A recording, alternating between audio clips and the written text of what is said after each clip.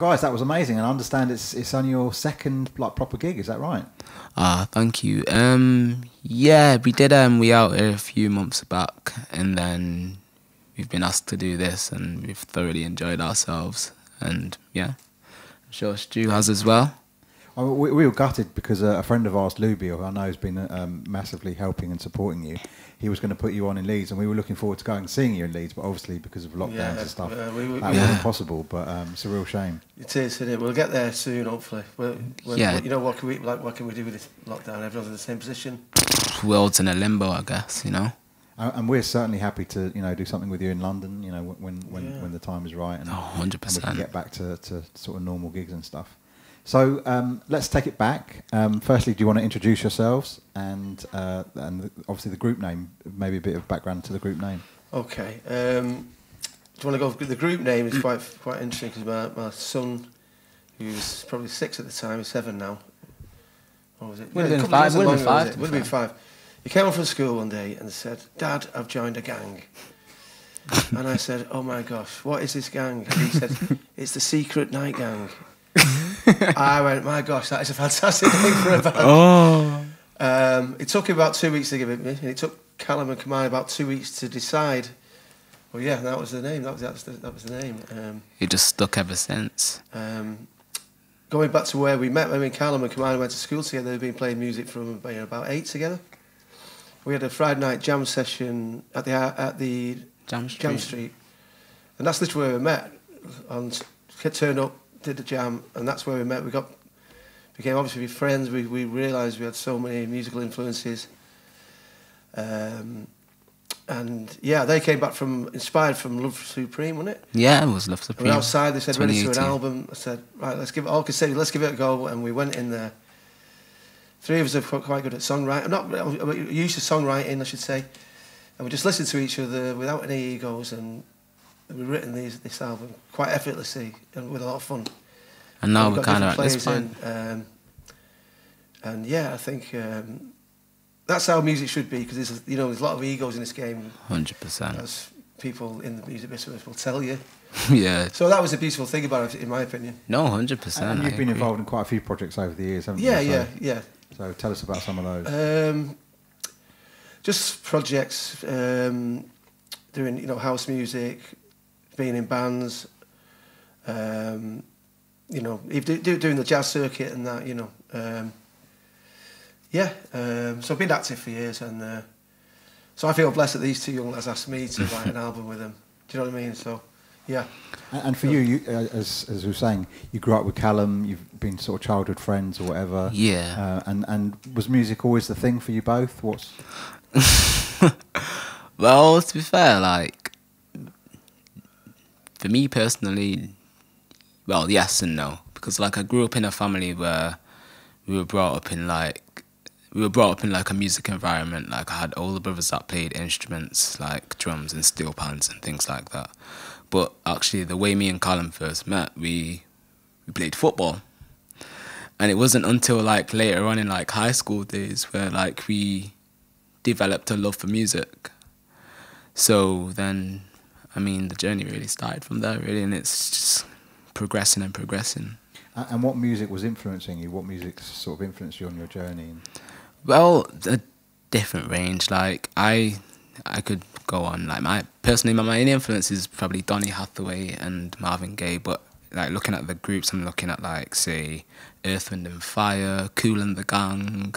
Like to a certain degree, I'd probably say Prince had his swing down as well. To be fair, Prince was good. Prince is a good influence for me anyway. There's obviously a lot of jazz in there as well. A lot of jazz. Like I could, to be honest with you, the list is so endless. Like my mind's just out of freeze right now. But there's just so many people and so many artists that have influenced me, and I'm just trying to kind of make that known through my music and through our music, really. So yeah, I think that's the thing about that, about especially the 1970s. There's just endless music, isn't there? If you're into digging or anything, there's always something else that you've never heard. It's just an amazing all era. day. And clearly we heard from your set, there's a lot of diversity in your music, there's lots of different styles that you're doing. And one thing that's interesting is when you released your first single, it was a great single, but it was a straight-ahead neo-soul sort of track. Yeah. And what really sort of drew us to think, actually, there's something different about Secret Night Gang is when you put out The Sun. Because that's like, that showed a whole different dimension, which, you know, lots of other neo-soul artists don't do. So that really sort of picked up our ears, and we really got into that and started playing that quite heavily. So talk to us about the kind of musical diversity that you have within the app, because you recorded a full album. Like for example, how that song came about. I had the chords. Callum really liked it. So he had many various chords. Yeah, chords. We stripped it back, but then Callum like heard the chords and thought we should use them. And he just wrote a poem about broken heart. Basically, and then true story.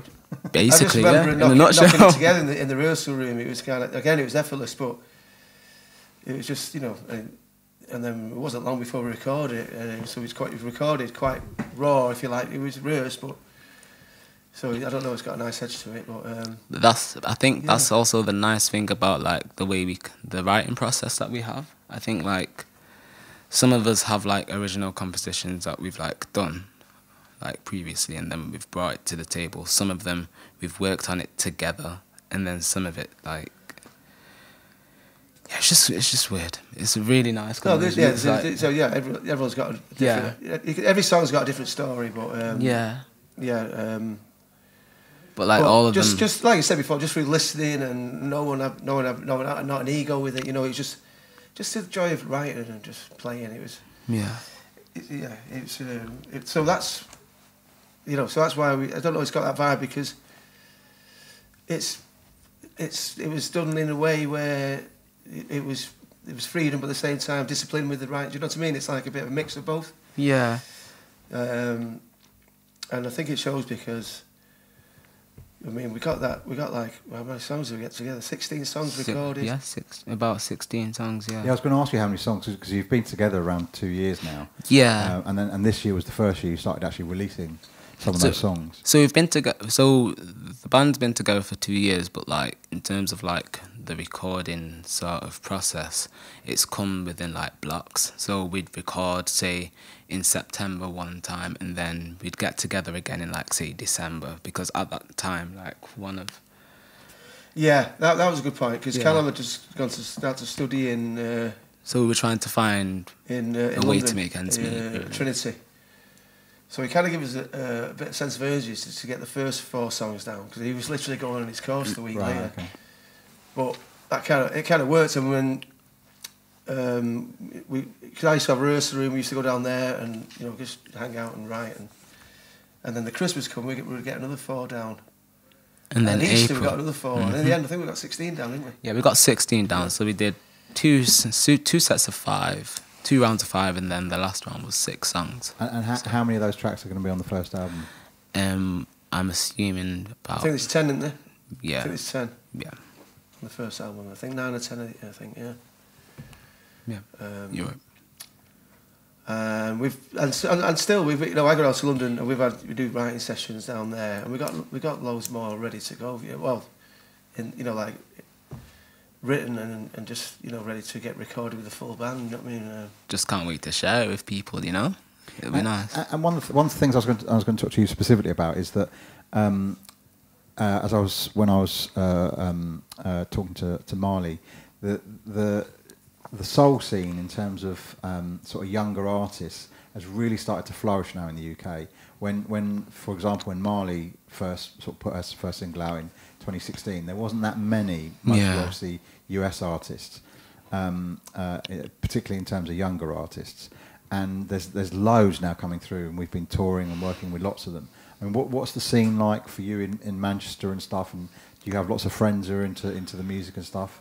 I know that in recent years there's been a massive resurgence in jazz, and there's lots of young jazz musicians, and that's really breaking through now.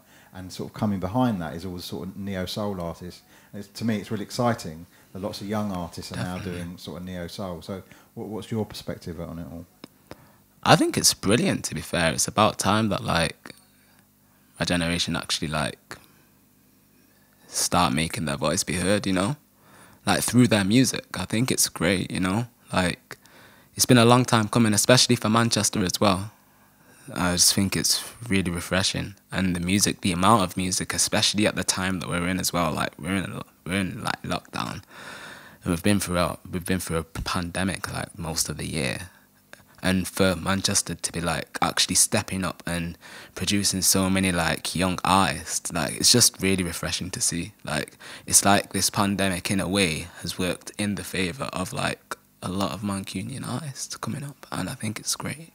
And do you know, are you part of that scene? Do you know a lot of the other artists? Yeah, well, I know quite a few of them, but it's been a while since I've like spoken to a lot of them, you know, like. But I think that's just like our paths will cross when they'll cross, and then when they do, I'm sure we'll have an amazing time together, you know. And what do you guys want for the future? You know, you've recorded a lot of tracks now. Hopefully, the album will be released soon at some point. Where do you want this to go? What's your sort of vision for it all? Well, yeah, it would be nice to sort of get on the road at some point, but we'll see what happens with that. So live is definitely a big part of your plan. Definitely, yeah. But obviously, we'll see what happens. We don't know what's going to happen, do we, with that? Just people to, like you say, people enjoy a track, even if you enjoy one out of the whole album, like. Or if people enjoy the different flavours of the whole album, that'd be a great thing.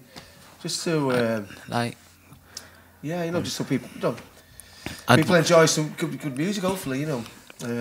I would definitely want people to take something out of each song, or if not each song, just a song, because some of them are quite sentimental, and some of them are quite like.